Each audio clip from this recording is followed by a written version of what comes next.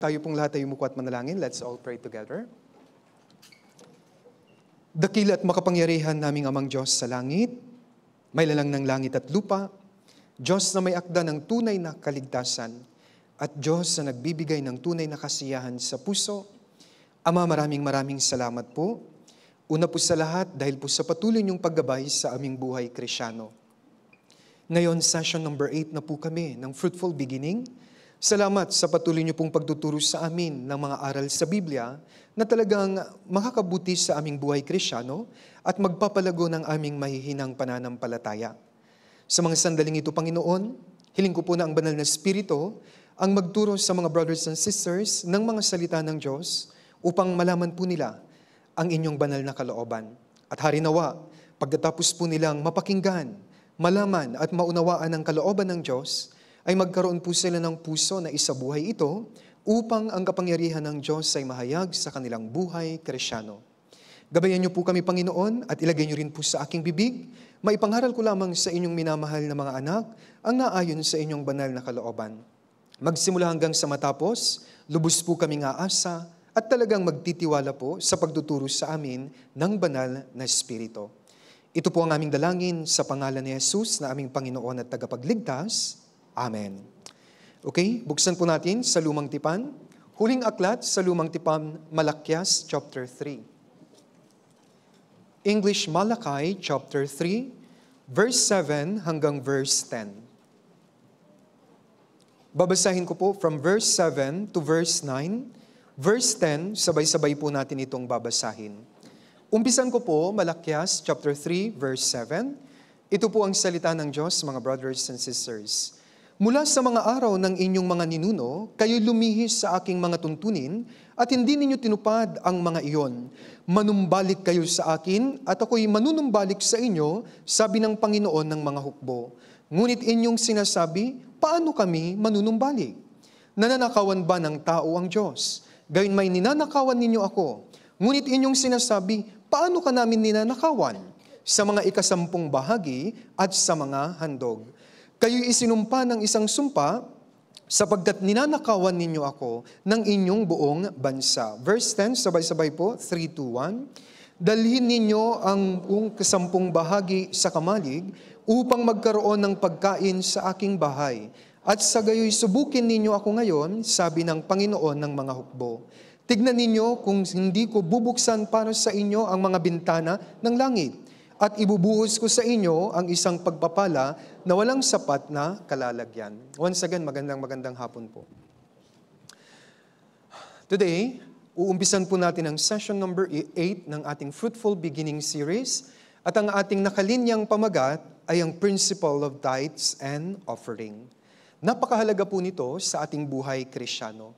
At bagaman isa ito sa mga mahirap na topic na kailangang i-discuss sa mga brothers and sisters, pero kailangan ko pong ituro ito sa inyo sapagkat makakatulong ito ng malaki sa inyong buhay Krisyano.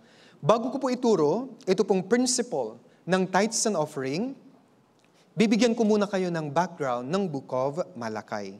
Ito pong Malakias, huling aklat po ito ng Lumang Tipan. Ito po ay naisulat mga 440 to 400 BC. Sa panahong iyon, ang mga Israelita ay talaga pong lumihis at tumalikod sa Diyos. Kaya ang isang mensahe ng aklat ni Malakias, ito po ay panawagan ng Diyos sa panunumbalik ng bansang Israel. Bakit po? Tumalikod po sila sa Diyos. At kung tuloy-tuloy silang tatalikod sa Diyos, sabi ng Diyos, susumpain ko kayo at parurusahan ko kayo. Balikan natin ang verse 7. Malakias chapter 3, verse 7. Basahin din po natin, sabay-sabay. 3, 2, 1. Mula sa mga araw ng inyong mga ninuno, kayo lumihis sa aking mga tuntunin at hindi nyo tinupad ang mga iyon. Manumbalik kayo sa akin at ako'y manunumbalik sa inyo, sabi ng Panginoon ng mga hukbo. Ngunit inyong sinasabi, paano kami manunumbalik? Tumalikod sila sa Diyos, may sumpang paparating, kaya sabi ng Diyos, manumbalik kayo sa akin. Pero ang tanong nila ngayon, paano kami manunumbalik? Ang sagot, verse 8. Nananakawan ba ng tao ang Diyos? Gayunmay, ninanakawan ninyo ako, ngunit inyong sinasabi, paano ka namin ninanakawan? Sa mga ikasampung bahagi at sa mga handog.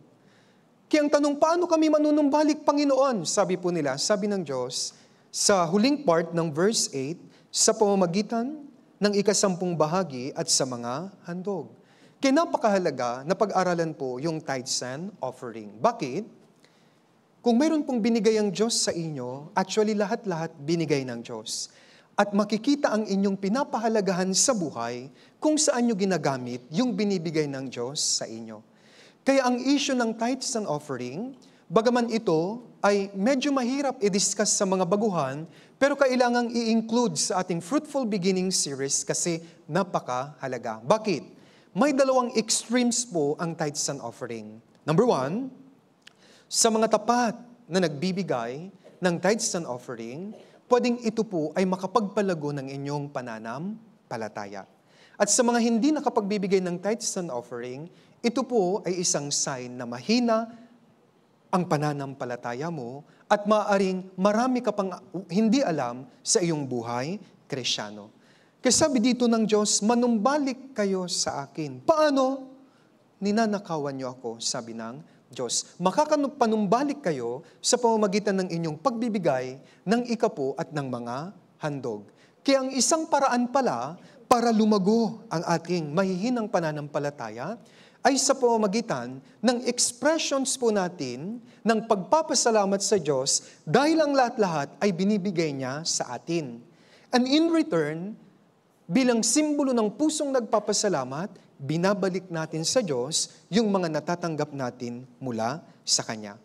Kaya ngayong araw po, ibabahagi ko yung mga principles ng tithes and offering. Una po, ituturo ko po yung maling pagkaunawa, misunderstanding about tithes and offering.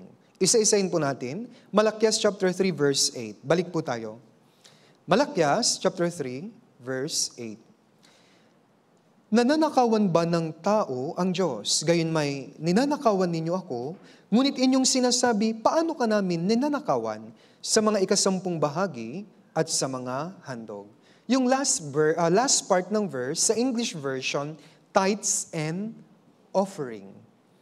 Kaya dito po sa tithes and offering, may mga maling pagkaunawa ang mga tao. Ano ba yung tithes?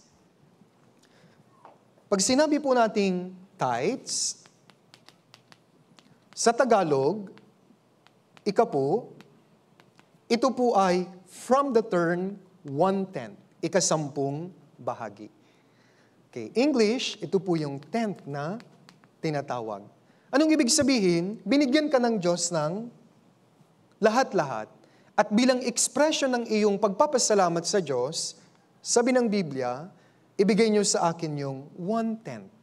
Tithes. Diyan po nanggaling yung term na ikapo o yun pong tithes. Pero maraming tao, mali ang pagkaunawa nila ito. Ayon po sa pagtatanong at mga survey, 3 po yung dahilan kung bakit ang mga tao hindi nagbibigay ng tithes and offering. Kasi mayroon 3 misunderstanding. Number 1, hindi sila nagbibigay kasi hindi ito tinuro ng kanilang pastor o yung preacher. Bakit? Kasi minsan, nag-aalangan ng mga preacher na ituro ito kasi sinasabi nila, baka matisod ang mga baguhan. Baka isipin nila, ang church ay mukhang pera. Ako rin po nung bago, aloof po ako. Pero ito po yun. Kailangang ituro ito. Bakit? Kung talagang ligtas ka na, mayroon ka ng pusong nagpapasalamat. Ano ang sabi sa awit 116 verse 12? Ano ang aking isusukli sa Panginoon sa lahat niyang kabutihan? Sa akin.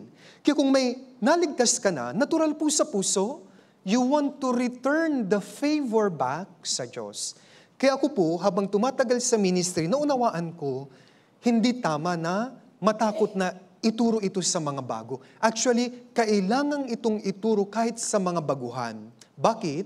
Kung ligtas na yan, may pusong nagpapasalamat siya. Ako rin po, nung naligtas na ako, at unti-unti, nakikita ko po yung ginagawa sa church, nagkaroon po ako ng mga tanong. Nagpapakain sila? Saan nila kinukuha yung pampakain sa mga tao? Sinusundot, hinahatid yung mga member, saan nila yon kinukuha? At nung nalaman ko, nagkaroon ako ng puso, kailangan ko ring magbigay ng tithes and offering bilang pagpapasalamat sa Diyos, number 1, sa kaligtasan ko, and number 2, para yung aking expression ng pagpapasalamat ay maipakita ko sa Diyos. Kaya sumali rin po ako sa tithes and offering. Kaya ang unang dahilan kung bakit di nagta-tithes and offering ang mga tao, number 1, di ito tinuro ng pastor. Ngayon po, wala na po akong dahilan na itinuturo ko na po sa inyo. Pangalawa, iniisip ng marami kasing tao na yung principle ng tithes ay sa lumang tipan lang. At pagdating ni Kristo, ito na ay inabolish ni Kristo. Totoo po. Ngayon po, inabolish na po ni Kristo yung mga batas o yung law sa Old Testament. And number 3, ano po yung dahilan? Bakit hindi nagda-tithes ang offering ang mga tao? Bagaman na ituro na ng pastor ito, ang mga kapatiran, wala pa ring pagnanais na sumunod sa salita ng Diyos. Bakit? Ayaw nilang panghawakan ang pangako ng Diyos na kapalit kapag nagbigay ka ng tithes and offering. Kayong una at pangatlo, wala na pong problema sa akin. Ituturo ko na po ito sa inyo. At the end of the day, kapag nalaman nyo, kayo ang susunod. Ususuway. Kayo po ang bahala, may free will kayo. Pero balikan ko po yung number 2. Ito po ang isang misunderstanding ng mga tao. Maraming nagdidebate, hindi na pwede yung tithes and offering na yan. Yan ay sa lumang tipan lang. Pagdating ni Kristo, inabolish na po ito. Ngayon, ipapaliwanag ko po para maging maliwanag ang bagay na ito. Punta po tayo sa Genesis para maintindihan nyo. Genesis chapter 14. Ito po ang unang pagbibigay ng tithes. Genesis chapter 14, verse 17 to 20. Ito po ang kwento ni Abraham. Genesis kapitulo 14, versikulo 17 hanggang 20. Babasahin ko po. Siya'y sinalubong ng hari ng Sodoma pagkatapos na siya'y bumalik mula sa pagkatalo ni Kedorlaomer at sa mga haring kasama niya sa libis ng Shave na siyang libis ng hari. At si Melchizedek, hari ng Salem na pari ng kataas-taasang Diyos, ay naglabas ng tinapay at alak. Siya'y kanyang binasbasan na sinabi, pagpalain si Abraham ng kataas-taasang Diyos na lumikha ng langit at ng lupa. Verse 20, sabay-sabay po nating basahin, 3, 2, 1. At purihin ang kataas-taasang Diyos na nagbigay ng iyong mga kaaway sa iyong kamay. At binigyan siya ni Abraham ng 10 bahagi ng lahat. Kaya ang unang nagbigay ng tithes ay si Abraham. Mahalagang bagay po ito. Nalilito ang maraming tao. Ito po ang history ng mundong ito. Ang gitna ay ang Panginoong Hesukristo. Nabuhay si Moses 1,500 BC. Dito binigay ng Diyos yung kautusan. Pero before Moses, alam po natin, 2,000 BC, sino po ang nabuhay dito? Abraham. Wala pa ang batas ng Diyos kay Moses, practice na po ng mga sinaunang tao ang ginawa ni Abraham na pagbibigay ng 10 bahagi. Kaya binanggit po dyan sa ating binasa, bago pa man dumating ang kautusan kay Moises, practice na po ito ng mga tao. Kaya walang kabuluhan ang sinasabi ng mga tao na, yung tithes and offering kay Moses lang yan. Excuse me po, bago si Moses, ginawa na po ito ni Abraham. Bakit? Bigyan ko po kayo ng explanation. Sa kwentong ito sa Genesis chapter 14, yung pamangkin ni Abraham na si Lot, humiwalay sa kanya. At bilang resulta ng paghiwalay niya kay Abraham, nanirahan po siya sa Sodoma at Gomora. At ito po ay sinalakay ng mga kaaway, ng mga hari. At ito pong si Lot ay nabihag. Sinakop nila yung mga haring ito si Kedorlaomer at iba pang mga hari. Kinabihag po si Lot. Kaya anong ginawa ni Abraham? Narinig niya ang balita, kaya sumugod po si Abraham at tinulungan po siya ng Diyos na magtagumpay sa pakikipaglabang ito. Para maintindihan niya na ang Diyos ang tumulong sa kanya, sinalubong po siya ni Melchizedek.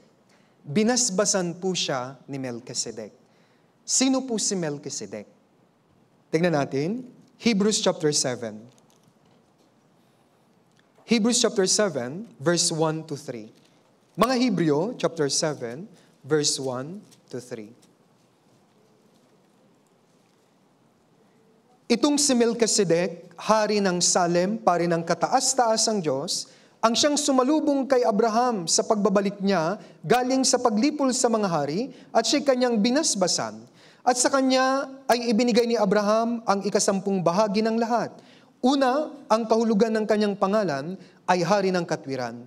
Ikalawa, siya rin ay hari ng Salem, na ang kahulugan ay hari ng kapayapaan. Walang ama, walang ina, walang talaan ng angkan, ni walang pasimulan ng mga araw o katapusan ng buhay.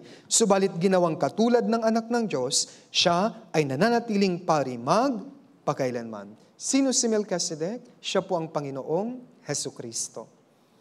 Kaya inimphasize ng Panginoon kay Abraham, binasbasan kita, ginabayan kita, lahat ng iyong tagumpay, lahat ng iyong pagmamayari ay bigay ko lang. Nung naintindihan ito ni Abraham, yes, nanalo ako sa digmaan laban sa mga hari, nabawi ko ang aking pamangkin na si Lot, lahat ng meron ako ay galing sa Diyos. Bilang pusong nagpapasalamat, in-express niya po ito, ipinakita niya ito sa pagbibigay ng tinatawag na tithes. Kaya my dear brothers and sisters, actually, ang tithes ay hindi po law. Tandaan niyo po ito. Ang tithes o yung ikapo, hindi po ito law. Ang tithes o ikapo ay tinatawag nating grace. Ito ay biyaya ng Diyos. Binigay ng Diyos sa iyo lahat bilang pusong nagpapasalamat, kaya binabalik mo sa Diyos. Actually, yung binigay na 10 piso lang ang hinihingi ng Diyos. Sa Kanya ito lahat. Kaya para maintindihan, paano kung binigyan ka ng Diyos ng 1,000? Babalik mo sa Kanya ang 10. Paano kung 10,000? Babalik mo sa Kanya ang 1,000. Tama? Sorry, 100 ito? Okay. Pag 100, ito ay 10. Okay, 10. ika-10. Kaya itong pattern na ito, mali po yung isip. Sa akin yung 10,000 at ibibigay ko sa Diyos yung 1,000. Mali. Sa Diyos yun, lahat. Kaya ang issue dito ay ang inyong puso. Kung talagang naintindihan mong bigay sa iyo ng Diyos lahat, kaya ka, bukal na loob na nagbibigay tayo ng ating tithes. Naintindihan po nyo?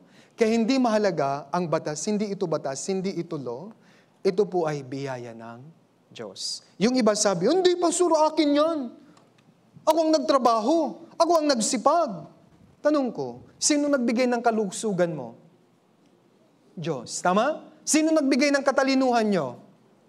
Diyos. Lahat ng meron tayo ay galing sa Diyos. Kaya ang pagbibigay ng tithes and offering ay actually hindi mabigat kung may puso kang nagpapasalamat. Kusang loob itong lalabas.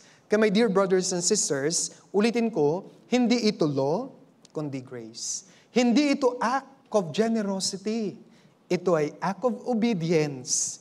Pagsunod sa Diyos kasi naintindihan mo na ang kanyang biyaya. Para mas maintindihan, ako may anak. Ang sarap ng pakiramdam ng tatay, binigyan mo siya ng isang malaking tinapay, and then yung anak mo, kukuha ng konti, pa. Anong puso mo? Wow, iniisip ako ng aking anak. Pero kung yung anak mo, kinuha niya, then pahingi, maintindihan pa rin natin kasi isip bata pa. Tama? Kung matagal ka na sa church at hirap na hirap ka doon, wala kaming magagawa. Ang isip ko sa'yo, kasi isip bata pa siya. Kaya hindi niya kayang sundin. Pero habang nag-grow tayo at patuloy nagpapasalamat na puso, ito na po ay hindi na mabigat dalhin. Actually dito, sa fruitful beginning lang po, dinidiscuss. Wala kayong maririnig na topic tungkol dyan. Pero kailangang maintindihan ito, mapaluma, mapabago, kasi ulitin ko, isa ito sa pwedeng magpalago ng inyong mahihinang pananampalataya. Kaya ulitin ko, giving tithes and offering is just an expression of your thankful heart, of your gratitude, kasi alam mo, lahat ay galing sa Diyos. Ngayon, i-discuss ko, pangalawa, yung tithes na ginagawa ng mga Israelita. Bakit ko i-discuss? In-abolish na po ito, pero kailangan kong i-discuss kasi ito po ay may mahalagang aral, yun ang kukunin natin. Katignan natin sa Lumang Tipan, Levitico 27. Ito po ay para sa mga Israelita. Levitico chapter 27, verse 30. Levitico 27, verse 30.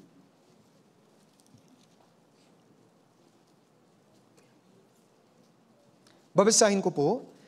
Lahat ng ikasampung bahagi ng lupain, maging sa binhi ng lupain o sa bunga ng punong kahoy ay sa Panginoon. Ito ay banal sa Panginoon. Kaya ang mga Israelita, tinuruan po sila as a law sa Lumang Tipan ng tungkol sa tithes. Ulitin ko po, ito po yung 10%. Bakit? Umalis po sila sa Egypt, dinala sila ng Diyos sa ilang. And then magsisimula na po ang isang gobyerno sa ilang. Anong gobyerno ito? Hindi po democracy. Hindi po authoritarianism. Anong gobyerno ito? Theocracy.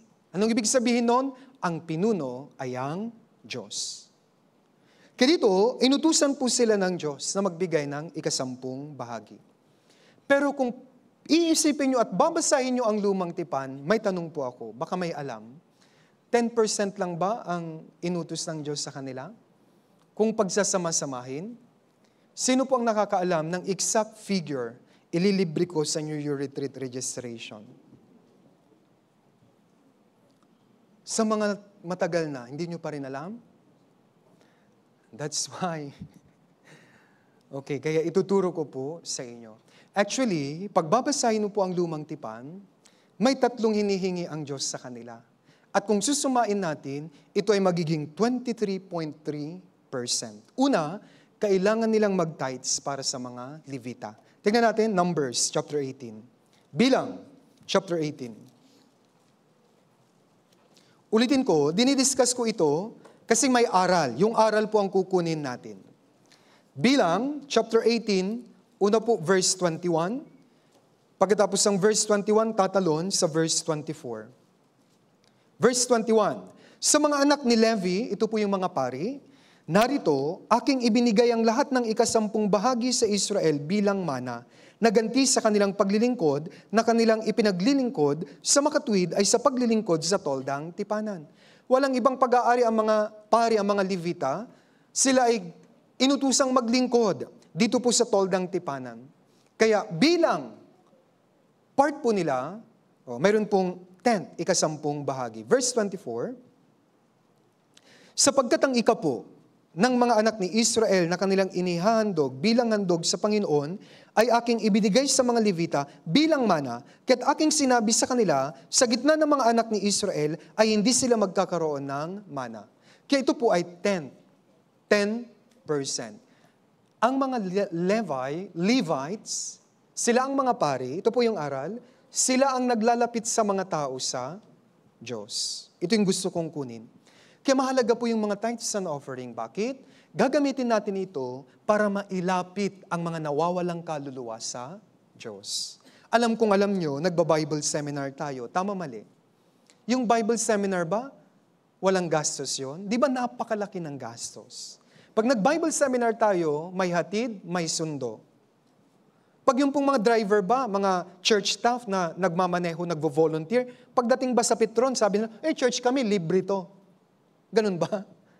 May bayad po iyon. Saan kinukuha? Sa mga tithes and offering. Ito po yung aral. Sa paglalapit natin ng mga nawawalang kaluluwa sa Panginoon, kailangan po talaga ng budget. Pagkatapos ng Bible seminar, we eat together. Tama, mali. Hindi po yun nalalaglag sa langit, ha? Baka, ano kayang sikreto nila, Pastor? Baka pag umaga, yung main hall, punong-puno ng ano doon. Siguro umuulan doon ng pera. Hindi ho. Walang ganun. Kaya doon napupunta ang mga tithes and offering natin. Kapag nilalapit natin ang mga tao sa Diyos para magkaroon sila ng kaligtasan, kailangan po talaga ng budget. In the system of government, mahalaga ito. Di ba kayo nagtataka? Yung mga daan, sinong nagpapagawa niyan? Ang gobyerno. Saan kinukuha ng gobyerno? Mula sa ating mga tax. Kapag bumili po kayo kahit simpleng produkto, mayroon na pong kinaltas doon na tax mula po sa gobyerno para magawa ng gobyerno ang function nito sa mga tao. Para mailapit natin ang mga tao tungo sa Diyos at magkaroon sila ng kaligtasan, kailangan po sumasali tayo sa mga tithes and offering na ito. Ganyan po yung mga Levita, nilalapit nila ang mga tao sa Diyos. Sa modern day church, ngayon po, nilalapit din po natin ang mga tao tungo po sa kaligtasan. Kaya sa prosesong ito, mayroon tayong pinagdadaanan ng mga gastos. Diyan na pupunta ang ating mga tithes and offering. Para maintindihan, ang kaligtasan ay gaya ng tubig. Ang tubig ay libre. Tama, mali? Pero para makuha ko yung tubig, ano yung kailangan ko? Ito pong baso. Sige nga, lagay ko yung tubig, ibuhos ko. Kunin mo, makukuha mo kung walang baso. Tama? Parang ganon. Ang ebanghelyo ay libre. Pero kailangan natin ng mga pamamaraan. Pero yung mga pamamaraang ginagamit natin ay hindi po libre. Ulitin ko, gaya po ng tubig na ito, libre ito, pero kailangan ko ng baso. At kung may baso, pwede ko na pong, sarap. Tama? Mayroon po ba ito? Libre naman yung tubig, pero ayaw niyang gumamit ng baso. Bahala na, Pastor. Dadakutin ko yung tubig. Sige. Di hirap na hirap ka. Tama, mali. Anong gagawin mo? Para continuous yung tubig, bumili ka ng baso. Di walang kahirap-hirap. Tama, mali. Pero tanong ko, libre ba ang baso? Hindi. Ganon ang sistema ng ating tithes and offering. Lalo na, sa pagkuha ng biyaya ng Diyos, yung mga ginagamit natin ay kailangang gastusan at pondohan. Alam nyo, maraming church car. Yung bang church car na yan, yung L300 nahulog sa langit? Sa tingin nyo, nahulog ba? Pagkagising namin, may L300 na tayo.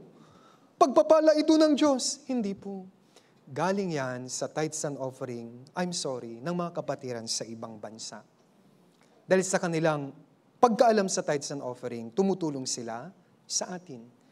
Pero ang aking prayer, magkusa tayong lahat. Mamaya i-discuss ko, kapalit ng tithes and offering na ito, may pagpapala ang Diyos. Kaya ito po yung una. Pangalawang 10%, tignan natin sa Deuteronomy, chapter 14. Deuteronomio, chapter 14, verse 22 at verse 23. Ito naman po yung mga tithes and offering para sa mga kapistahan at para sa templo. Deuteronomio 14, verse 22 at 23. Kukunan mo ng 10 bahagi ang lahat ng bunga ng iyong binhi na nanggagaling sa iyong bukid taon-taon.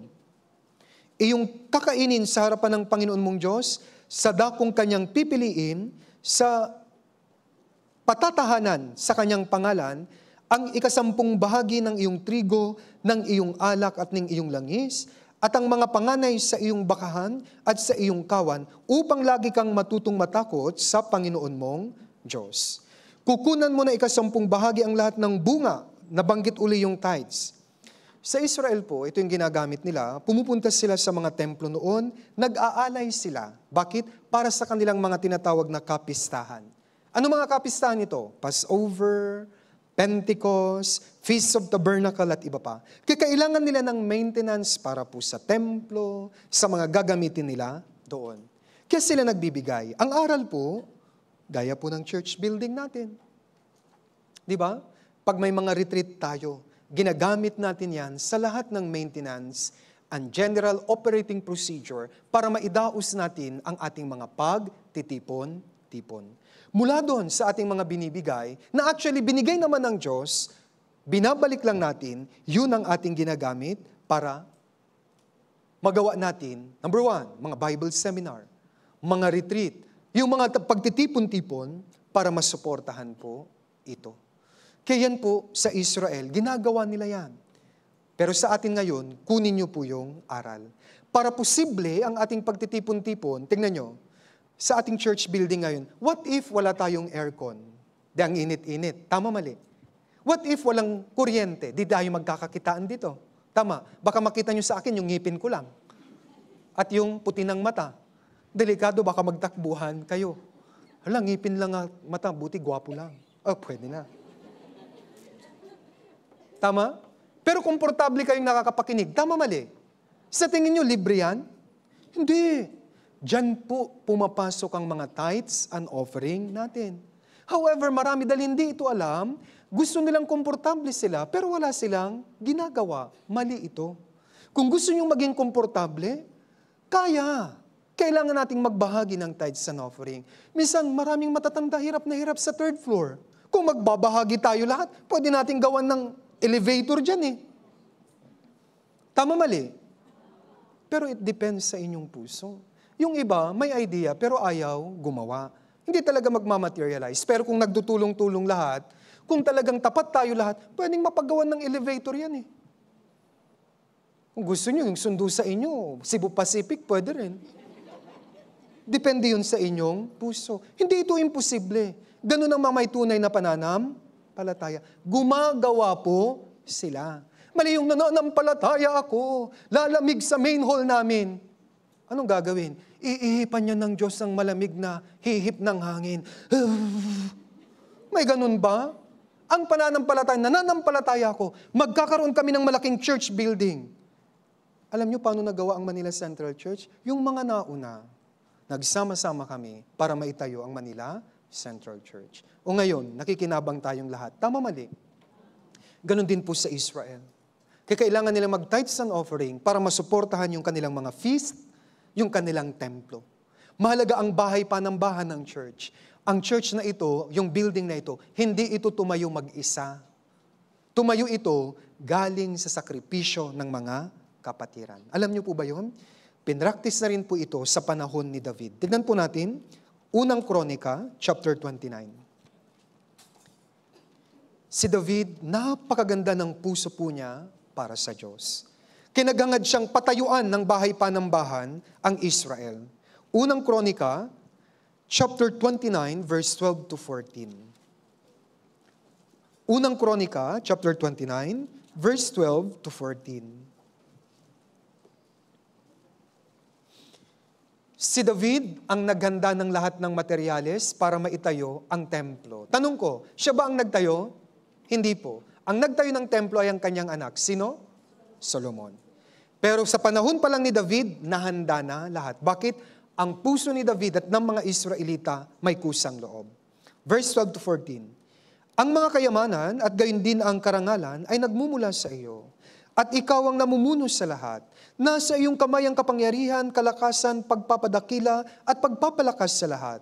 At ngayon, aming Diyos, kami ay nagpapasalamat sa iyo at aming pinupuri ang iyong maluwalhating pangalan. Verse 14, basahin po natin, 3, 2, 1. Ngunit sino ba ako at ano ang aking bayan na kusang makapaghahandog sa ganitong paraan sapagkat ang lahat ng bagay ay nagmumula sa iyo at ang sa iyo ang aming ibinibigay sa iyo. Kaya nagtalaga po sila, kusang loob nagsama-sama sila para ma-prepare ang paggawa ng templo. And during the time of Solomon, napagawa ang napakaganda, majestic, and wonderful temple of God sa Jerusalem. Ito ay mula sa nagpapasalamat na puso ni David at ng mga kapatiran. Yun po yung gusto kong aral na kunin nyo. Sa pamamagitan ng tithes and offering nila sa lumang tipan, yung aral, kung susundin natin, mapapagaan ang sistema ng church, magagawa natin ang dapat nating gawin para sa Diyos. Kaya 10 at 10 na po yun, 20. Next, 3.3%. Deuteronomy 14 naman po. Lumang tipan. Deuteronomio chapter 14. Verse 27 to 29. Deuteronomy chapter 14, verse 27 to verse 29.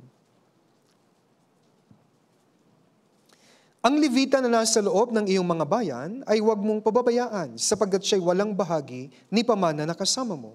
Sa katapusan ng bawat 3 taon ay iyong kukunin ang buong 10 bahagi ng iyong bunga ng taong iyon at yung ilalagay sa loob ng iyong mga bayan. At ang Levita, sapagkat siya'y walang bahagi ni pamana na kasama mo, at ang dayuhan, ang ulila, ang babaeng balo na nasa loob ng iyong mga bayan ay pupunta roon at kakain at mabubusog upang pagpalain ka ng Panginoon mong Diyos sa lahat ng gawain na iyong ginagawa. Ito po ay pansuporta naman nila sa mga kapos-palad, sa mga dukha, sa mga mahihirap. Ginagawa yan sa bansang Israel. Ano yung aral dito? Para magawa nating tulungan ang mga dukha. Hindi po ito yung mga dukhang walang pera. Ito po yung mga dukha sa espiritu. Ito po yung walang kaligtasan. Para matulungan natin sila at mabigyan natin ng tunay na blessing, yun yung blessing ng kaligtasan, kailangan kumilos tayo. Sinusundo natin sila. Pinapakain natin sila ng libre at nanggagaling yon sa ating mga tithes and offering.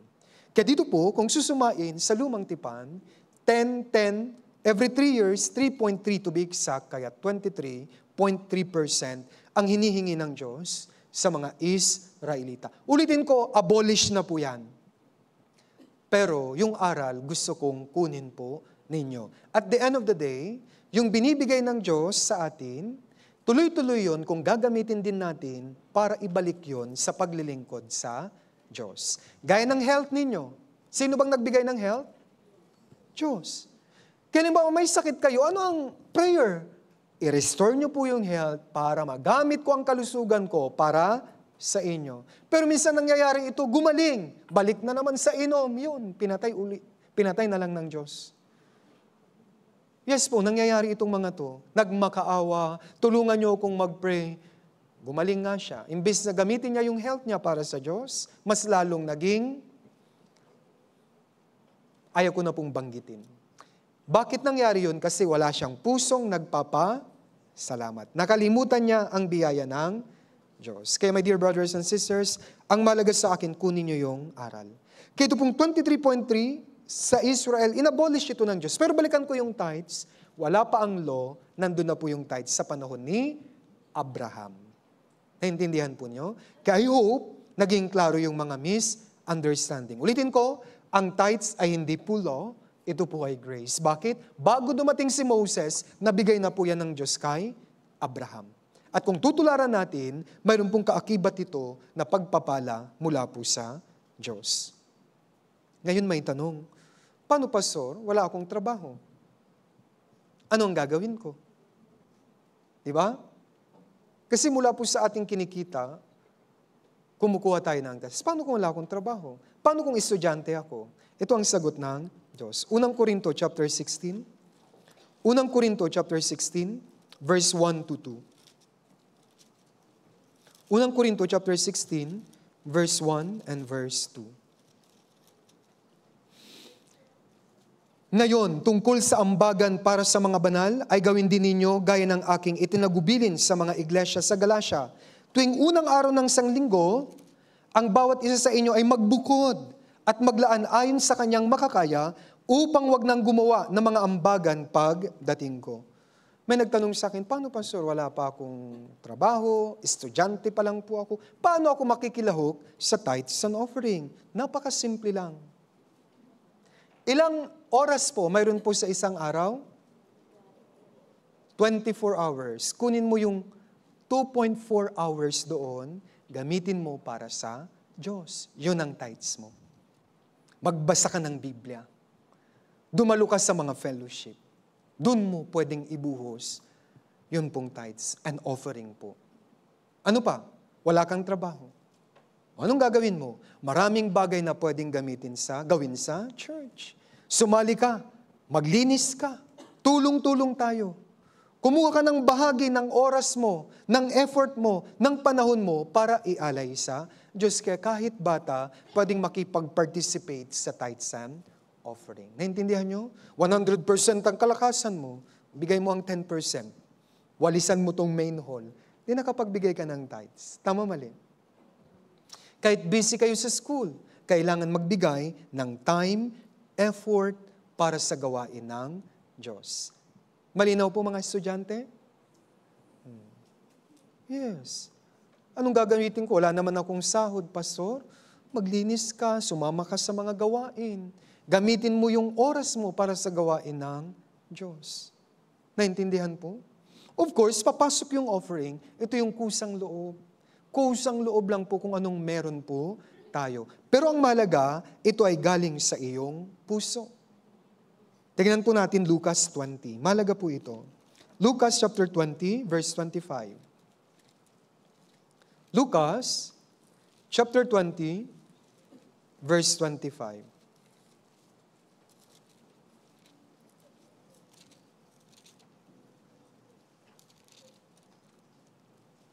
Basahin po natin, Luke 20 verse 25, 3 to 1. At sinabi niya sa kanila, kung gayo'y ibigay niyo kay Cesar, ang kay Cesar, at ang sa Diyos, ang sa Diyos. Yes. May time kayo para mag-aral. Ibigay niyo yon para kay Cesar, pero may time din dapat tayo para sa Diyos. Dapat may time tayo sa pagbabasa ng Biblia, may time tayo sa pagdarasal, may time tayo sa fellowship, may time tayo sa evangelism. Mga mag-aaral, Samuel Academy, bakasyon naman, sumama kayo.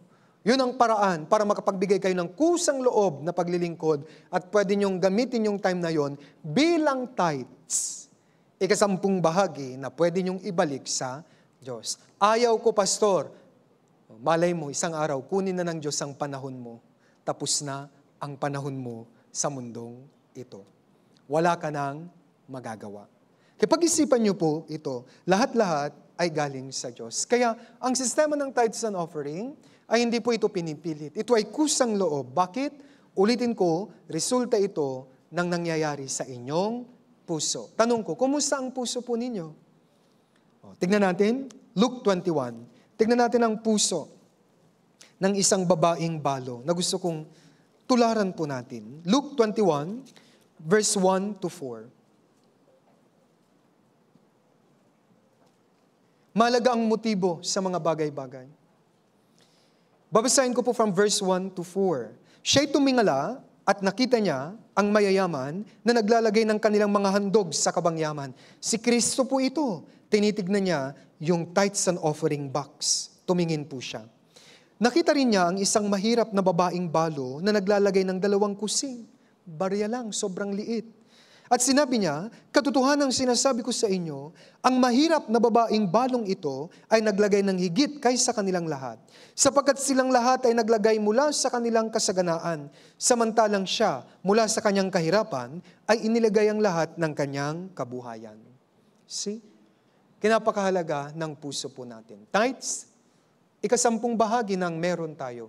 Pero sa offering, ito po yung kusang loob na pagbibigay na galing sa inyong puso at wag po dapat sa nguso. O nagbigay ako, malaki yon. Walang ganon. Hindi yan pinagyayabang. Ito ay between you and God lamang. Kayo lang po ang nangungusap na dalawa dyan. Kaya ulitin ko, kanina sabi ibigay kay Cesar ang kay Cesar, ibigay din natin sa Diyos ang para sa Diyos. At kung nagbibigay, dapat galing sa puso. Ang motibo kahit maliit lang, ay kahit piso. Yung pisong yon hindi magiging duling. Kasi may mga nagsasabi, 5 duling, pisong duling. Anong ibig sabihin nun? Alam nyo ba? Bakit naduling? Nayupi pa bago binigay. Duling tuloy yung mata. Yun po yung kwento behind. Brothers and sisters, piso, 10 ang mahalaga, yung malaking puso mo para sa Diyos. Kaya sana hindi po ito mabigat ngayon. Nabibigatan ba kayo sa sermon o tama lang? Baka may magsabi, ayaw ko na mag-sermon. Ayaw ko nang pumunta sa church.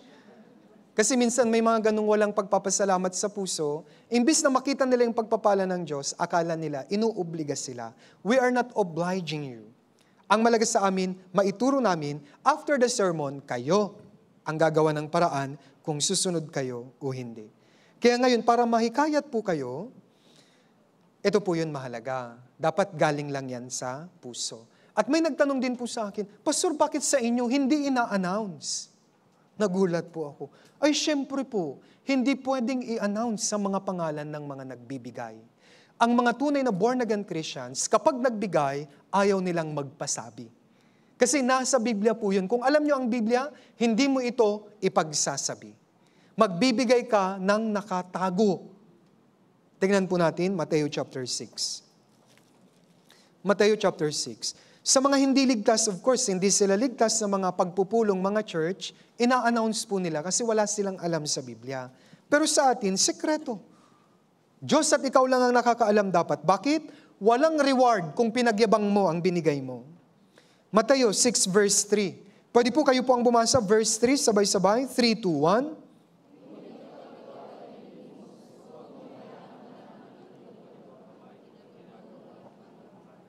Oh, wag mo raw hayaan na malaman ng iyong kaliwang kamay ang ginagawa ng iyong kanang kamay. Verse 4, upang maging lihim ang iyong paglinimos at ang iyong ama na nakakakita ng mga lihim ay gagantimpalaan ka.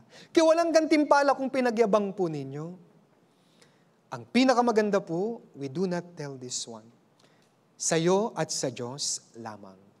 Kaya para may reward tayo, huwag nating ipagyabang at huwag po nating hintayin na i-announce ito. Hindi yan dapat ina-announce. Kasi once na na-announce, wala ka na pong reward.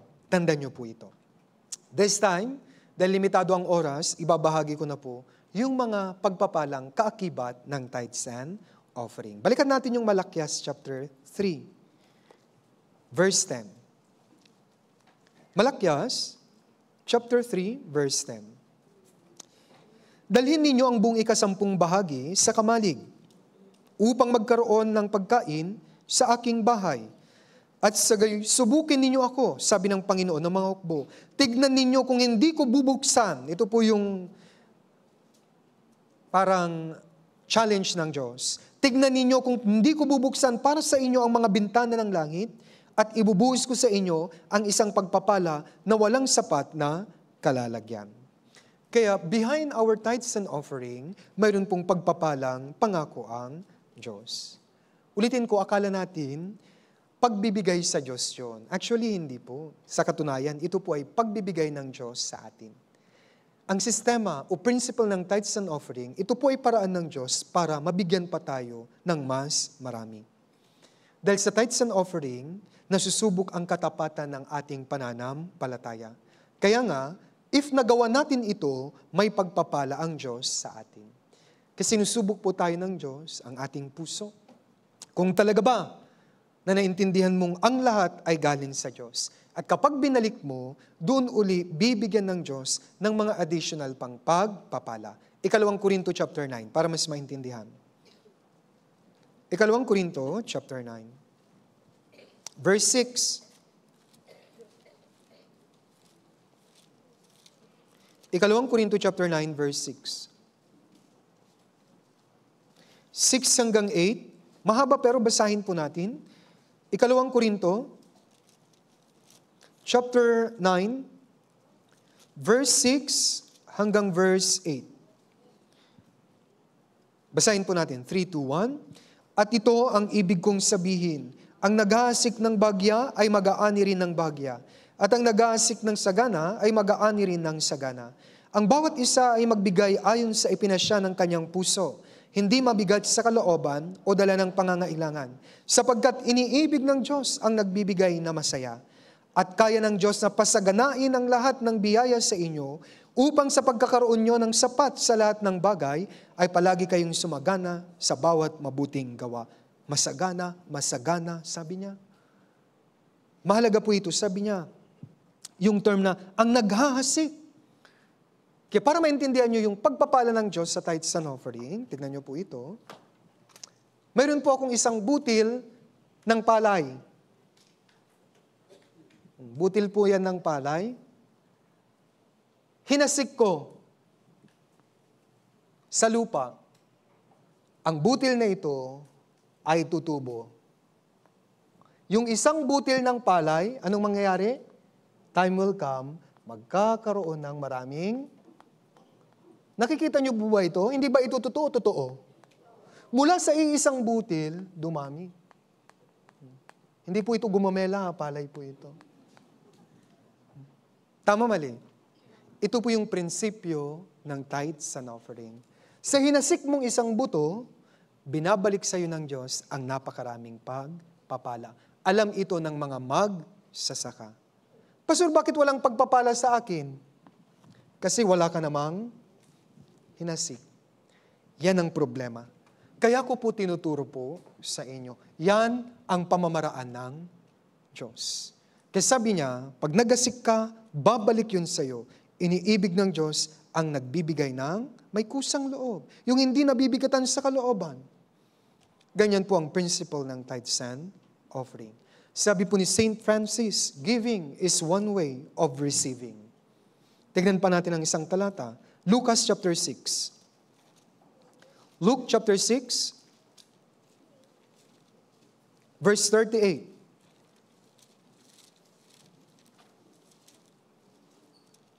Luke chapter 6, verse 38. Magbigay kayo at iyon ay ibibigay sa inyo. Husong takal, siniksik, niliglig at umaapaw ang ilalagay nila sa inyong kandungan. Sapagkat sa panukat na iyong ipinanukat, ay dun kayo susukatin. Malaga yun, sa panukat na iyong sinukat, ay dun kayo susukatin. Kaya ganito dapat ang sukat. Sa panukat na iyong ipinanukat, doon ka susukatin. Nagbigay ka ng 10, yan ang gagawin ng Diyos. Lalagyan ng 1. Nabigay? Kaya nga, sa panukat. Bigay ka, gagayahin ng Diyos. Pero, bibigyan niya ng 1 pa. Nagbigay ka. Ganito po yung principle. 1, 2, 3, bibigyan ng isang Diyos ng 1 pa. Gagawin ng Diyos, bibigyan niya ng 1 pa. Naintindihan nyo? Paano nyo sinusukat ang Diyos? Kaya malaking question. Brothers and sisters, ito ay nakasulat sa Biblia. Hindi ko po ito gawa-gawa. Yan ang paraan ng Diyos para pagpalain po tayo. Okay? Next. Yung tithes and offering, pangalawa, ito po ay simbolo ng ating pagtitiwala sa Diyos. Unang Timoteo, chapter 6. Unang Timoteo, chapter 6. Verse 17. 1 Timothy, chapter 6, verse 17. Brothers and sisters, as we give tithes and offering, expression ito na nagtitiwala ka sa Diyos at hindi sa pera, hindi sa tao. Kaya ito ang sabi ni Timoteo. Unang Timoteo 6:17. Basahin po natin sabay-sabay, 3, 2, 1. Ang mayayaman sa sanlibutang ito ay atasan mo na huwag magmataas, ni huwag umasa sa mga kayamanang hindi tiyak, kundi sa Diyos na nagbibigay sa atin ng lahat ng mga bagay para sa ating kasiyahan. Huwag daw magmataas sa mga mayayaman. Ibig sabihin, huwag kayong magtiwala sa perang yan. Bakit? Ang pera pwedeng mawala anumang time. Tama, mali? Huwag kayong magtiwala sa health. Malakas ka ngayon, pero time will come, manghihina ka rin. Tama, mali? Ano po yung hindi nagbabago? Ang Diyos. Kaya sa Kanya po kayo dapat magtiwala. Ulitin ko, kapag nagbibigay tayo ng tithes and offering, we trust God. Hindi sa pera. Bakit ayaw nating magbigay ng tithes and offering? Kasi nagtitiwala tayo dun sa pera natin. Walang tiwala sa Diyos pag nagbigay ako, paano na kaya ito? Baka hindi na kami makakain. Pag mahal na mahal mo yan, mawawala yan. Alam niyo po ba? Kawikaan 23 verse 5. Para maintindihan niyo. Kawikaan 23 verse 5.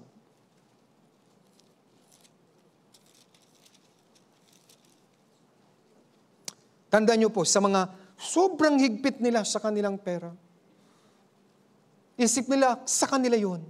Gagastusin ko to para sa aking sarili. Ito ang sabi ng Biblia. Kawikaan 23 verse 5. Basahin po natin sabay-sabay. 3, 2, 1. Kapag napadako doon ang iyong paningin, iyon ay napaparam. Sapagkat nagkakapagpak ang, biglang nagkakapakpak, lumilipad, nawawala. Kaya nagpahanda po ako ng bigas. Kung yung bigas ay parang pera at Lubos mong minamahal, tignan nyo pag ginigrip mo, anong nangyayari? Nawawan, hindi, ayaw kong bitawan. Ayaw kong bitawan, mahal na mahal ko. Wala nang natira, tama mali. So, ginamit ko pong illustration para mas maintindihan nyo. Cleaning team kayo ng bahala dito mamaya. Ganun ang principle. Ginagawa ko po lahat para magaan. Ang bigas, habang mahigpit mong binibitawan, nagpupumiglas. Ang inyong kayamanan na, yung 1,000, si Tito Vic and Joey na, yung mukha. Na iba na dahil ang tagal-tagal na, ayaw bitawan. Tama? Yung Ninoy, na imbis si Ninoy, si Chris Aquino na, yung nandun. Na iba na eh. Bakit? 70 years na to sa pitaka ko, Pastor. Brothers and sisters, the more mong hinahawakan yan, the more nawawala. Kaya para po, tuloy-tuloy, huwag niyo pong masyadong higpitan. Kailangan, ginagamit natin ito para rin sa gawain ng Diyos kasi galing po yan sa Diyos. Ang tawag natin doon, pagiging bukas, palad. Narinig niyo na yon? Wow, bukas ang palad. Sila ang pinagpapala. Alam niyo bang nasa Biblia yan? Yung pagiging bukas palad? Saan? Siyempre, nandyan, Pastor, ikaw nang bahala. Deuteronomio, chapter 15. Deuteronomy, chapter 15. Verse 11.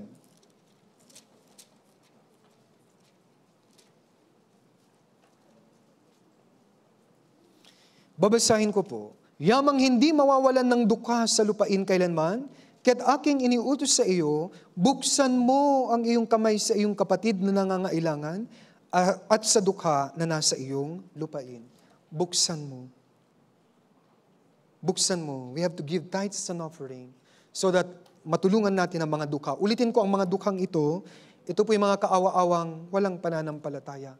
Para makuha nilang pananampalataya, maligtas sila at matamo po nila ang tunay na kayamanan, ito po yung kaligtasan, ang kayamanan sa langit. Kaya nga, sa pamamagitan ng tithes and offering, yan po yung paraan ng Diyos para pagpalain tayo. And then yung tithes and offering na yan, simbolo na nagtitiwala tayo sa Diyos. Bukas palad lang at ang Diyos ang magbibigay sa akin. Nagbigay ang Diyos sa akin, kaya bubuksan ko ang kamay ko para mayroon namang maibigay sa iba. Yun po yung paraan. Bakit hingi ka lang ng hingi? May dalawang uri ng Kristiyano. Siya na bukas palad at siya naman natanggap lang ng tanggap lang. Ano ang gusto mo? Tanggap lang ng tanggap? Pwede yun, pero wala kang reward. Sa mga nagbibigay, patuloy na nakakatulong, sa tingin ko mas asamin po nyo yun. Yung kayo yung tumutulong. Yung kayo yung nagbibigay. Bakit simbolo yun? May natanggap ka mula sa Diyos. Pero sa mga taong may natanggap, ayaw magbigay, unti-unti magpupumiglas yun gaya ng bigas. Mark my word, nasa Biblia po ito. Ano pa? Ang tithes and offering ay pag-iipon ng kayamanan, hindi sa lupa, kundi sa langit. Tignan natin, Matthew chapter 6. Matthew chapter 6. Verse 19 to 21.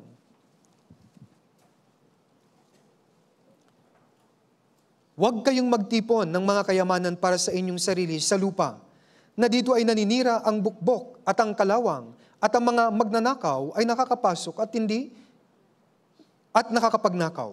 Kundi magtipon kayo para sa inyong sarili ng mga kayamanan sa langit, na doon ang bukbok at ang kalawang ay hindi makapaninira, at ang mga magnanakaw ay hindi rin makakapasok ni makapagnanakaw.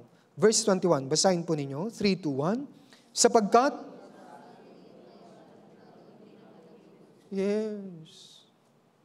Sabi dito, magtipon kayo para sa inyong sarili ng kayamanan sa langit. Hindi niya sinabi, magtipon kayo ng kayamanan para sa Diyos. Hindi. Magtipon kayo ng kayamanan para sa inyong sarili. Para rin po yun sa'yo. Time will come sa langit, marireveal kung sino dito ang mga nag-sacrifice ng pasikreto. Malalaman ito ng mga brothers and sisters. Dahil pala sa'yo, naligtas ako. Dahil pala sa mga prayer mo, tinulungan mo ko. Dahil sa pagsusundo-sundo mo sa akin, naligtas ako. Maraming salamat. Sa ngayon, di nyo alam kung sino yung behind na nag-pray, gumawa ng maraming bagay para kayo maligtas. Pero mark my word, Time will come, darating tayo sa langit, malalaman natin. At yun ang kayamanan natin. Yun yung reward na makukuha natin sa Diyos. Ito yung wais. Brothers and sisters, alam kong naririnig nyo, yung bakbakan sa Middle East, nakakatakot na po. Anytime pwede na pong sumiklab ang World War III. Bago ng World War III, ano mangyayari? Rapture. Anytime pwede na pong mag-rapture. Anong silbi ng mansion mo? Anong silbi ng mga material nyong pinag-aalalahanan na mahal, mawawala yan lahat. Parang ganito, para maintindihan yung pag-iipon ng kayamanan sa langit. Halimbawa po yung BDO, pabankrupt na. May notice po sa balita, after 1 week, magsasara na ang BDO. Magde-deposit ka pa ba? Siyempre hindi na. Pag nag-deposit ka pa, may problema ka. Di ko na sasabihin kung ano yon. Pag uwi mo, isipin mo, ano may problema ko? Di ba? Hindi ka na magde-deposit. Bakit? Bankrupt na. Tama, mali. Pabankrupt na ang mundong ito. Wawasakin ng Diyos ang mundong ito. What are you doing, brothers and sisters? Bakit kung may Bible seminar, imbes na mag-invest kayo sa Bible seminar, tuwing linggo, mamasahe kayo, pumunta kayo dito, bakit hirap na hirap tayo? Ayaw niyong mag-invest para sa gawain ng Diyos. Pero sa iba, nag-i-invest kayo. Hindi maganda. Halimbawa, ay, gala tayo, bakasyon, punta tayong Boracay, ang bilis-bilis mo. Sabi kanina sa sermon, tara na, ako'y natuwa nung kanilang sabihin, tayo na sa bahay ng Panginoon. Pero ikaw, may nagsabi, tara na, church na tayo. Ayaw ko. Hindi ko mawari kung ligtas na to. Di ba? Kailangan yung mag-invest sa langit. Paano? Sama kayo sa mga pagtitipon. Kahit mamasahe kayo, hindi yun kawalan. Pero yung iba ayaw mamasahe. Ayaw nilang mahirapan. Ayaw nilang magpakawala. Kaya hanggang ngayon, wala pong pagpapala ang Diyos sa inyo. Marami na akong nakitang kwento dito po sa ating church. Sila po na nagtitiwala sa Diyos. Sige lang, sila po talaga. Dire-diretso lang. Pero yung wala talagang pakialam, ayaw magtiwala sa Diyos, sila po yung hirap na hirap. Kaya magpahanggang ngayon, 10 years, 20 years na sa church, hanggang ngayon, tinutulungan pa rin siya. Why? Hindi siya lumago sa kanyang pananampalataya. Kasi kung ngayon, lumago na, hindi mo na yan tutulungan. Tumatayo na yan. Kahit hindi yan sunduin, pupunta yan dito. Kahit hindi yan pakainin, pupunta yan dito. Bakit? Lumago na ang kanyang pananampalataya. What's the sign na mahina ang pananampalataya nyo? Hanggang ngayon, kung di kayo kukunin, di kayo pupunta dito. Why? Dahil nagsimula, gaya ng Israel, tinalikuran nila ang Diyos. Paano?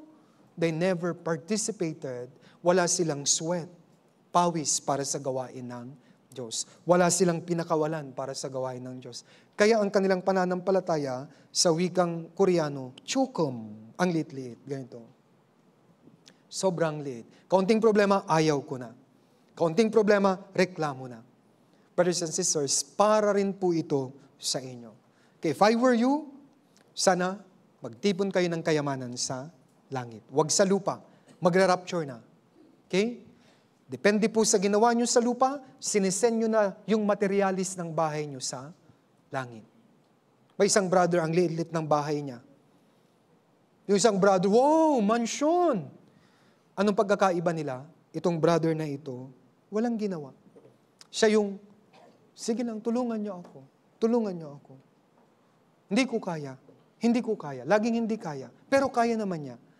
Ayaw niyang mag-venture. Ayaw niyang mag-invest. Yun lang. Kawawa ka po. Ikaw din po ang kawawa. And that's why tinuturo po ito sa inyo.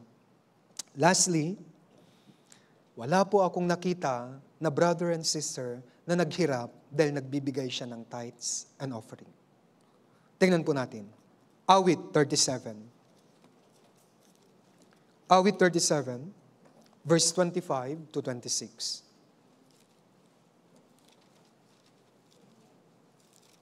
Awit 37, verse 25 to 26. Last verse na po ito. Ang bilis po natin. Verse 25 at verse 26, basahin po natin sabay-sabay. 3, 2, 1. Ako'y naging bata at ngayon matanda na. Gayon may hindi ko nakita na ang matuwid ay pinabayaan, ni ang kanyang mga anak ay namalimos ng tinapay. Siya ay laging mapagbigay at pag nagpapahiram, At ang kanyang mga anak ay nagiging pagpapala. Siya ay laging mapagbigay, nagpapahiram. At ang kanyang mga anak ay naging pagpapala. Sa verse 25, sabi niya, lumaki na ako, tumanda na ako, ni minsan wala akong nakitang brother and sister na pinabayaan na namalimos ng tinapay.